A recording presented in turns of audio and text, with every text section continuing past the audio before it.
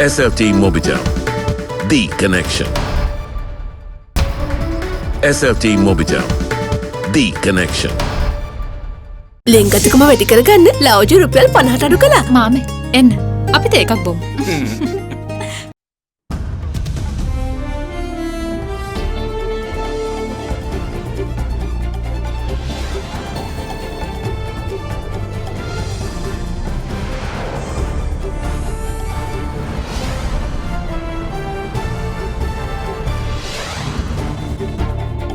Tonight, the bubble. Tourism Minister harbours high hopes over daily tourist numbers once the airports reopen on Thursday. Up and up. Another Member of Parliament tests positive for COVID-19 as Education Minister gives another hint on Sri Lanka's choice of vaccine. The vaccine manufactured by the University of Oxford and AstraZeneca should be available at that time. Glass ceiling. Benchmark all-share price index hits an all-time high as the Colombo bourse records the highest number of daily trades in its history. The previous high was witnessed in February 2011. Court matters. The enjoining order issued against MTV Sirasa preventing the defamation of George Stewart Health and its chairman further extended. All that and much more coming up on First at 9. This Monday, the 18th of January 2021.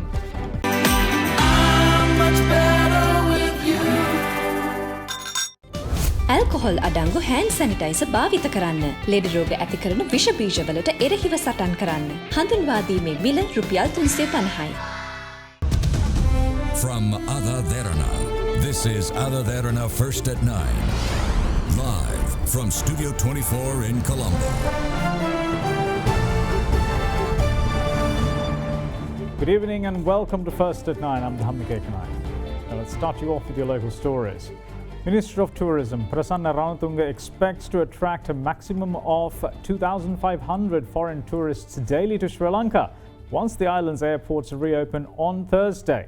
A new set of guidelines was issued to the tourism sector to be followed, which included certain changes to the previous guidelines following the trial and error of the tourism pilot project, which included Ukrainian tourists.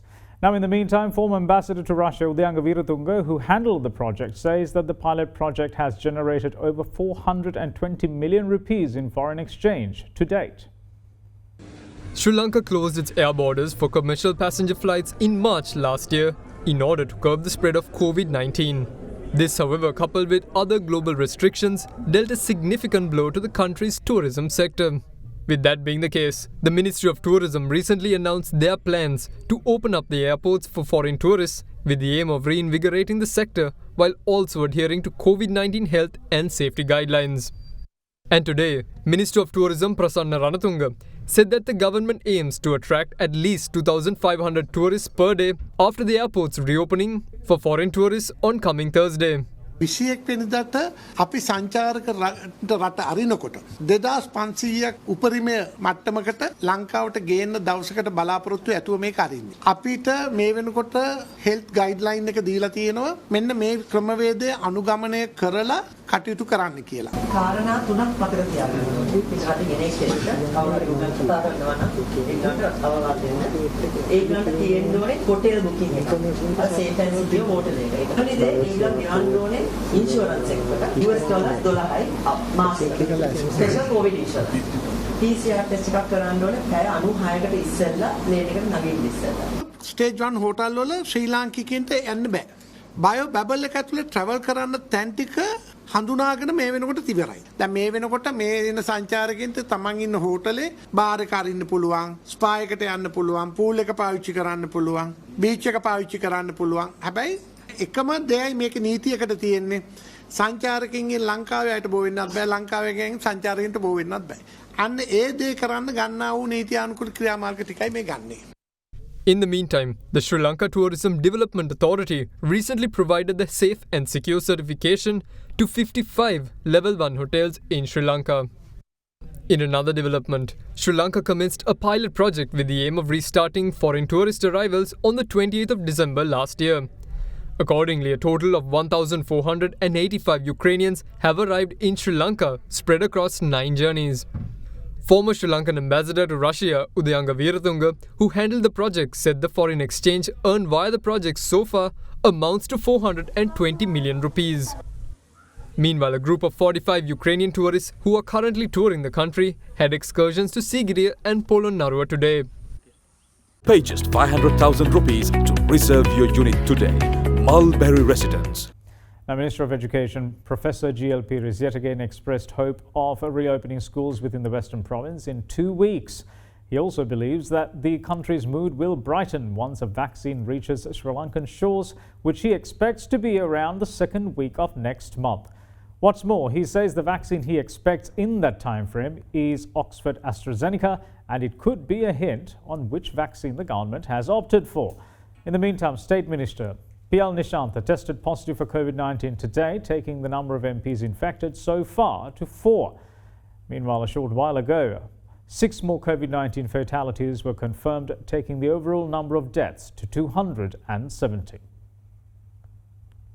Sri Lanka reported over 700 fresh daily COVID-19 cases for a second day in a row in a while yesterday.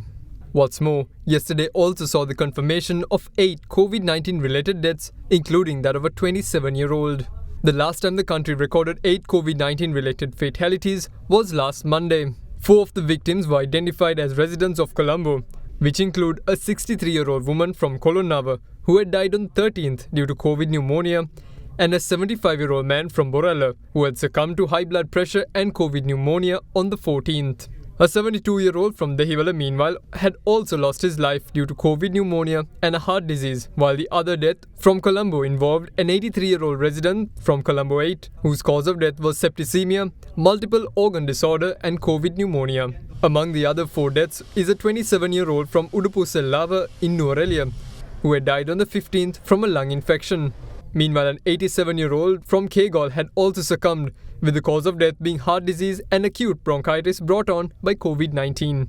The remaining 2 victims were aged 66 and 75 who had died yesterday. The cause of death of the 66-year-old was acute lung infection and septicemia, while the 75-year-old had perished owing to acute respiratory tract infection, COVID pneumonia and heart disease. So far today, 332 new cases of coronavirus have been confirmed in Sri Lanka. The daily figure yesterday, meanwhile, was 763. The Colombo district recorded 241 of those infections, while the Gampha district reported 210 cases. In addition, 41 infections were confirmed from Matara, 29 from Gaul, 28 from Vaunia and 20 from Trincomalee. There were also 91 infections spread across 11 other districts. Meanwhile, 89 persons whose residence could not be confirmed to were identified as COVID-19 positive yesterday, while 14 Sri Lankan expatriates also tested positive. Lately, the spotlight has been on the parliament as well, with 3 of its members testing positive for COVID-19. And today, State Minister of Women and Children Development, Preschool and Primary Education, School Infrastructure and Education Services, P.L. Nishantha, was confirmed to have contracted the coronavirus. It makes him the 4th infected member of parliament. Meanwhile, during early evening, the Ministry of Education said that Subject Minister Professor G.L. Pires decided to be in self-isolation following the positive test of State Minister Nishantha. In another development, 8 persons at the Ministry of Health had also tested positive for the virus. With this being the case, 74 of their close contacts were placed under quarantine. In the meantime, early in the day, the Minister of Education expressed hope of reopening schools within the Western Province within 2 weeks, and insisted that the overall school reopening program was well structured with step-by-step advances. The entire program with regard to the reopening of schools has been done in a structured way. We have gone forward step by step, and now we feel that we have reached a position where even schools in the Western Province, in all 3 districts, Colombo, Gampaha and Kalutara, can be opened without undue risk. We are proposing within the next couple of days to have a meeting with the health authorities and the members of the task force with the participation of the governor to make comprehensive arrangements for the reopening of schools for all grades in the entirety of the Western Province, apart from areas which have been locked down in consequence of COVID-19. It is our intention to implement this program with due regard being given to health protocols. And it is our expectation that it would be possible to implement this within the next couple of weeks. We also think that there will be a significant transformation of the mood of the country when a vaccine is made available to our people, probably about the second week of February. The vaccine manufactured by the University of Oxford and AstraZeneca should be available at that time, and that is certainly going to generate far more confidence in our people. So that will transform the environment not only in the education sector but across the board. So as part of that overall scheme, we are planning the reopening of schools. I know that it is the devout wish of the parents of this country to ensure that their students are provided with the opportunity for education without interruption, and that is the expectation that we as a government are committed to fulfill. Meanwhile, 649 coronavirus infected persons were confirmed to be free of COVID-19 today, following full recovery from the virus. This puts the country's total number of COVID-19 recoveries to date at 45,850. It leaves the number of active coronavirus cases in Sri Lanka at 7,324. In the meantime, the Committee on Parliamentary Business met today under the patronage of Speaker Mahinda Abeyewardene, with officials of the Ministry of Health also in attendance. Though parliamentary sittings had been scheduled from tomorrow through to Friday, the health authorities had advised that the number of sittings be halved. As such, it had been decided to only hold parliamentary sittings tomorrow and Wednesday this week. 4 members of Parliament and 9 members of staff at the Parliament have so far tested positive for COVID-19.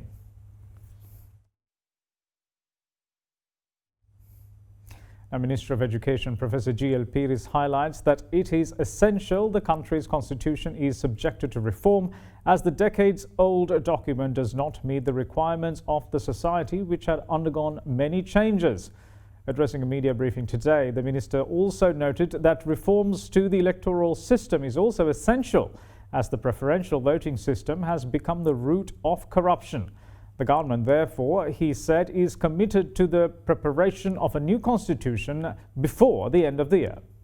The attention of the government has been focused very sharply on the constitutional reform exercise. The 20th Amendment was only the beginning of this process, by no means the culmination of it. All that we attempted to do by means of the 20th Amendment was to make those changes which were absolutely necessary as a matter of priority for the purpose of implementation of the political program of the newly elected government. But the constitution that is currently in force is about 42 years old. Society in this country has changed in many ways, and it is therefore timely to give the country a complete constitution that is in accordance with current social priorities. At the moment, there is an experts committee that is formulating their ideas on the subject. It is presided over by Mr. Romesh De Silva, President's Council, and the other members of that committee are renowned President's Council, professors of law, and other distinguished persons. They hope to make available their report to the government within the next 2 or 3 months. The next step will be the appointment of a select committee of Parliament in which all political parties in Parliament will be represented. It is that committee that will be responsible for the formulation of the final draft, which will be presented to Parliament, and it is our hope and expectation that that entire process can be completed before the end of the current year, 2021. In the meantime, the Romesh De Silva Committee has called for public representations on constitutional reform from political parties. I think there is near universal consensus in this country that the preference voting system, that the Manapa system, is a total disaster. It is a root of corruption. Under the present system, it is not possible for a candidate to contest a constituency. He has to contest an entire district. That calls for enormous resources. So what we consider to be acceptable in our country today is a mixed system consisting of members who are elected first past the post as well as proportional representation, a mix of these. So this is an urgent national need, and the government of Sri Lanka under the leadership of President Gotabaya Rajapaksa and Prime Minister Mahinda Rajapaksa is firmly committed to the preparation of a new constitution for the benefit of our people before the end of this year. Now, Indian intervention looks to be at the heart of the Jaffna University authorities' change of heart about the demolished monument within the university premises. Now, the monument had been erected by university students back in 2018, allegedly to commemorate the members of the Tamil community who died during the war. Vice-Chancellor of the University of Jaffna, S. Sri Sadgunaraja, said that the monument was removed since it was an unauthorized structure. However, following political party intervention along with civil society groups and student protests, the Vice-Chancellor agreed to build a new monument. At the time, he told First at 9 that it was agreed with the students at the university that the new structure would not be a war memorial but a peace memorial. A foundation stone was also laid for the construction of the monument. However, an Indian media outlet now says that Indian High Commissioner Gopal Bagle met Prime Minister Mahinda Rajapaksa after the news broke of the demolition, and the meeting was kept under wraps. It quotes the Prime Minister's media secretary Rohan Velivita saying that the Indian High Commissioner met the PM and they discussed the Jaffna University memorial matter. We will see you once more on the other side of this break. Stay with us.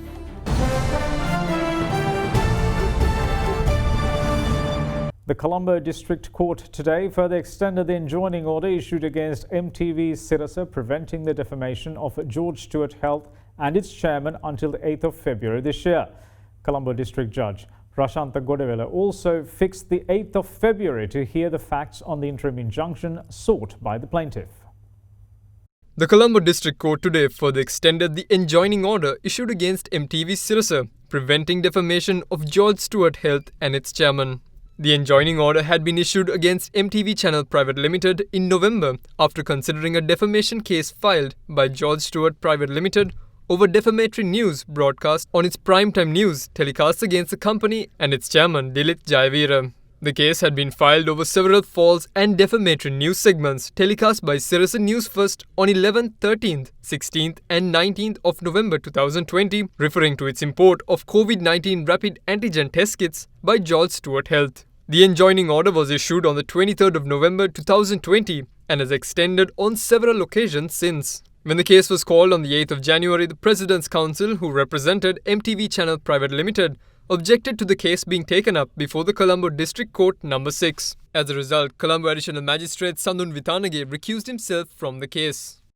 Today, the case was taken up before Colombo District Judge Rashanta Godavela at the District Court No. 1, and he announced that the case will be heard before him. The judge also fixed the 8th of February for the hearing of the facts pertaining to the interim injunction sought by the plaintiff, and also extended the enjoining order until the 8th of February, preventing MTV Channel and its agents and employees from defaming George Stewart Health, its chairman and its key officers in any manner and in any forum whatsoever.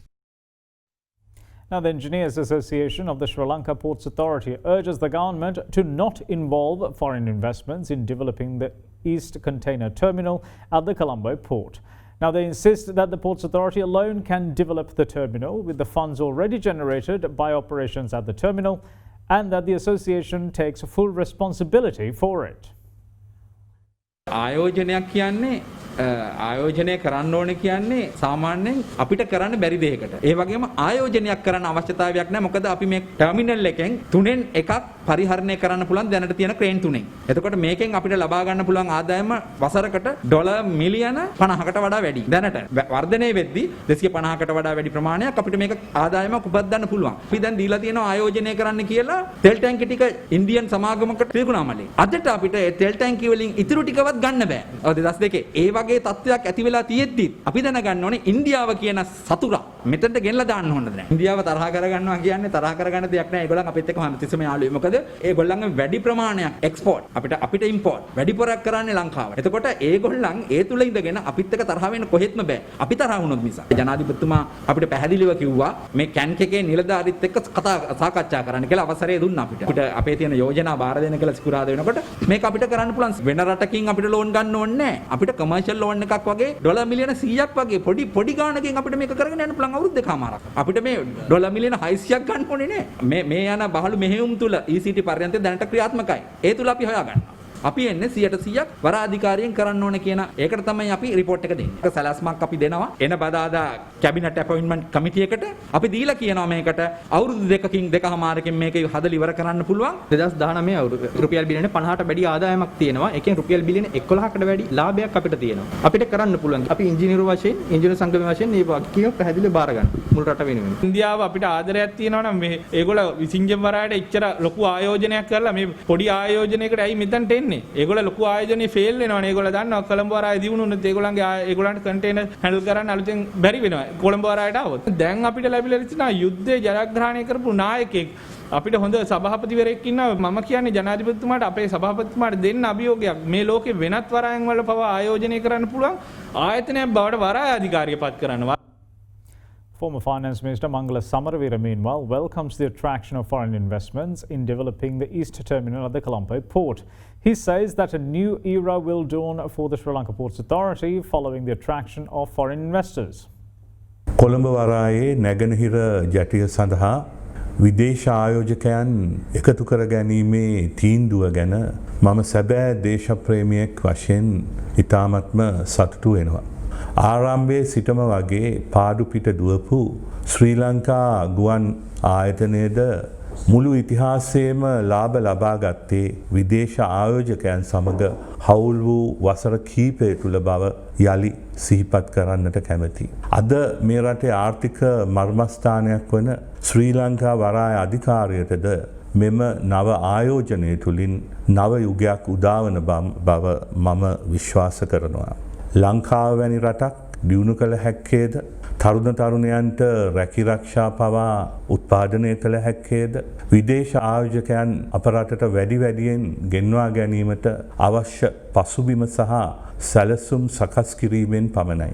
විදේශ ආයෝජකයන් ගෙන්වා ගැනීම රට විකිණීමක් හෝ පාවාදීමක් බව සිතන්නේ අප රටේ අනාගත පරම්පරාවේ සුබ සිද්ධියට වැටබඳින අතලොස්සක් පමණකි. අද වියට්නාමය කම්බෝජියා වැනි සමාජවාදී රටවල් පවා රටක් දියුණු කිරීමට විදේශ ආයෝජකයන් ඇති වැදගත්කම තේරුම් ගනිමින් විදේශ ආයෝජකයන්ට වරප්‍රසාද විශාල වශයෙන් ලබා දෙනවා. එමෙන්ම විදේශ ආයෝජකයන්ද තමන්ගේ මුදල් ආයෝජනය කිරීමේදී එම රට තුළ ප්‍රජාතන්ත්‍රවාදී රාමුවක් තුළ මානව අයිතීන් ගරු කරන නීති ආධිපත්‍ය රජ කරන විනිවිද භාවයෙන් යුතු වෙළඳපොළ ආර්ථික ක්‍රමයක් බලාපොරොත්තු වෙනවා. The Colombo High Court has served indictments on former Minister Dr. Rajitha Senaratne and 2 others for causing losses to the state when leasing out Mutwal Fisheries Harbour in 2014. Now, indictments were served on the defendants before Colombo High Court Judge Pradeep Hettiarachchi. After the indictments were served, the court ordered the 3 defendants, including MP Dr. Rajitha Senaratne, to be released on a surety of 1 million rupees each. The judge then ordered that fingerprints of the accused be obtained and called for a report on their previous offences. The attorneys representing the defendants requested the court for a date to review and inform of any shortcomings in the documents handed over to their clients.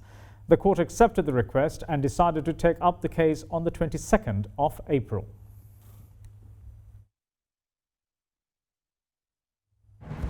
We will see you shortly. Bear with us.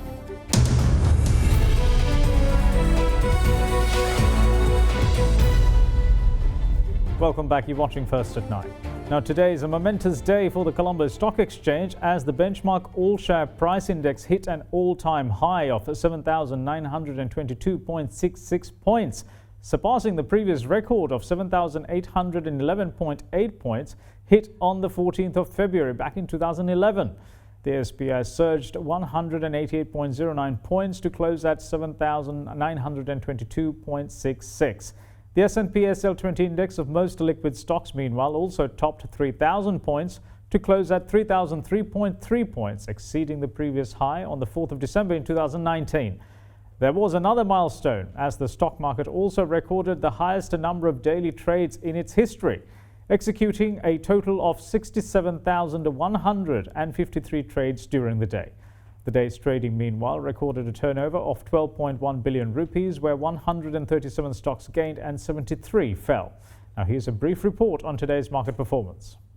We are experiencing a major bull run in the Colombo Stock Exchange at the moment, with the all-share price index now reaching an all-time high at 7,922 points. So the previous high was witnessed in February 2011. Today we've seen a new high in the all-share price index, and with that we are seeing 12 billion of turnover purely through a retail participation, and that is similar to yesterday's. What we are experiencing is a major retail dominance in the overall market. Number of transactions have reached 65,000, some of the highest levels that we've seen in the recent past. So in addition to that, today is the 14th consecutive day that the overall market is moving up in the green territory. So the upward trend is mainly led by the retail favorite counters, and in addition to that, what we saw is a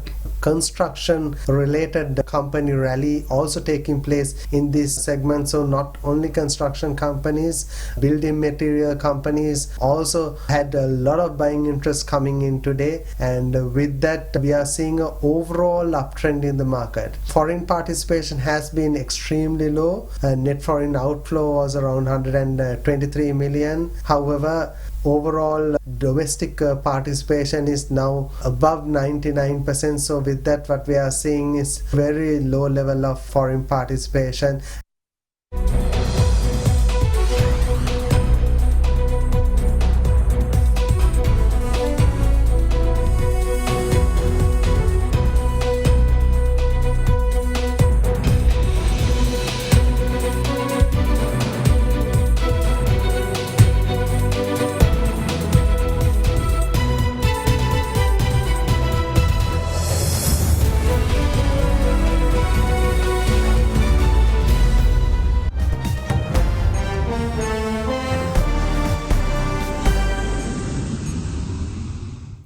Now then, over 400 cases of adverse effects following immunization were reported from India after its mass inoculation program that began last Saturday. Meanwhile, the Health Ministry of Brazil announced that they too will begin mass vaccinations against COVID-19 from tomorrow.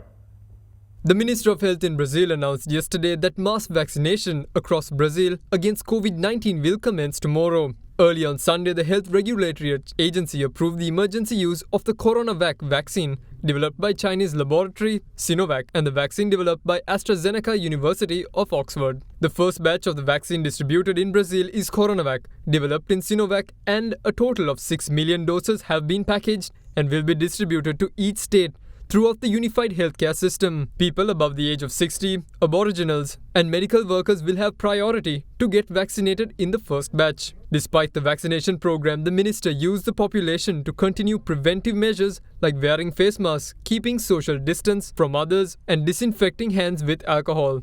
In India, a total of 447 cases of adverse event following immunization were reported, and 3 were hospitalized yesterday after India kicked off the COVID-19 vaccination drive last Saturday. In addition, Secretary to the Indian Health Ministry, Dr. Manohar Agnani, said 2 people have been discharged and 1 is under observation at the India Institute of Medical Sciences. India was aiming to vaccinate more than 300,000 people on day 1, but only 191,881 people were inoculated that day.